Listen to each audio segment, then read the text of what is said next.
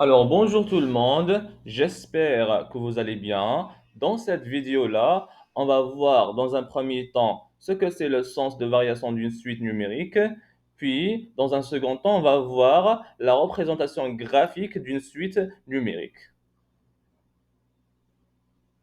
Commençons-en.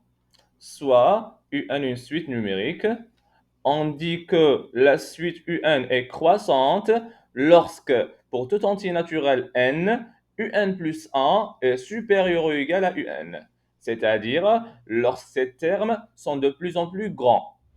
Et on dit que la suite UN est décroissante lorsque, pour tout entier naturel n, UN plus 1 est inférieur ou égal à UN, c'est-à-dire lorsque ces termes sont de moins en moins grands ou bien sont de plus en plus petits.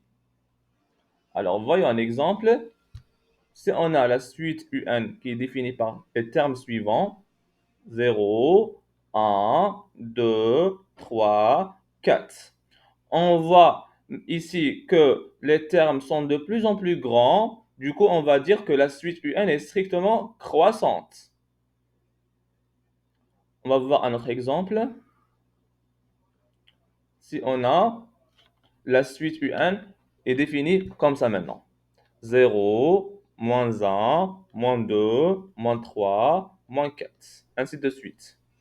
On voit maintenant que la suite UN, ces termes sont de moins en moins grands. Du coup, on va dire que la suite UN est strictement décroissante. Très bien. Maintenant, on va voir la méthode qu'on va utiliser pour savoir ou bien pour étudier le sens de variation d'une suite numérique. Alors, la première étape à suivre, c'est de calculer la différence UN plus 1 moins UN. Puis, dans un second temps, on va étudier le signe de la différence UN plus 1 moins UN. Et on va distinguer trois cas. Le premier cas, si on trouve que la différence UN plus 1 moins UN est strictement inférieure à 0, alors la suite UN est strictement décroissante. Le deuxième cas, si on trouve que la différence UN plus 1 moins UN est strictement supérieure à 0, alors on va dire que la suite UN est strictement croissante. Par contre, si on trouve que la différence est nulle, alors la suite est constante. Alors prenons l'exemple suivant. Étudier le sens de variation des suites numériques suivantes définies sur n. Alors, la première suite, UN, qui est définie par UN est égal à 3n plus 1. Comment on va étudier le signe de UN? Eh bien, la première étape, on a dit, c'est de calculer la différence UN plus 1 moins UN. Alors, UN plus 1, c'est quoi? Eh bien, tout simplement, on va juste remplacer le n qui est là par 1 plus 1. Ou on va le n, on va le remplacer par 1 plus 1, et là par 1 plus 1. Donc, on va écrire là 3, 1 plus 1 plus 1. Attention d'oublier les parenthèses. Là, on doit mettre les parenthèses. Moins UN qui est égal à 3, 1 plus 1. Et aussi, attention d'oublier les parenthèses ici. 3, 1 plus 1. Alors, 3 fois n, 3n. 3 fois 1, c'est plus 3, plus 1, moins 3n, moins fois plus 1, c'est moins 1. On voit que 3n avec moins 3n, ils vont s'éliminer. Le plus 1 avec le moins 1, la même chose. Il va rester juste le plus 3. Et comme 3 est positif, on va dire que la suite UN est strictement croissante. Maintenant, la suite WN qui est égale à 6, on va faire WN plus 1 moins WN. On voit ici que WN plus 1, on n'a rien à remplacer ici. Du coup, ça va rester 6. 6 moins 6, WN c'est 6. 6 moins 6, ça donne 0. Donc la suite WN est constante.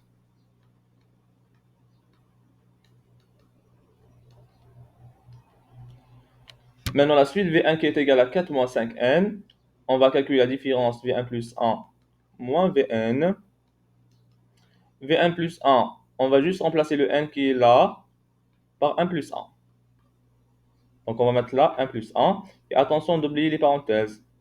Donc on va écrire là, on va remplacer V1 plus 1 par 4 moins 5 fois 1 plus 1.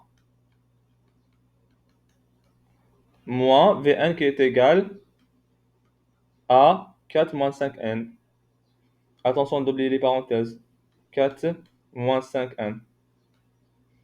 Maintenant, on va juste développer. 4 moins 5 fois n, 5n. 5 fois 1, c'est plus 5. Pardon, moins 5. Moins fois 4, moins 4. Et moins fois moins 5n, c'est plus 5n. Le moins 5n avec le plus 5n, ils vont s'éliminer. Le 4 avec le moins 4, la même chose. Et va juste rester le moins 5.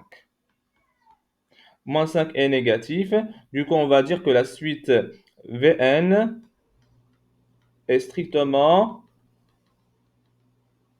décroissante.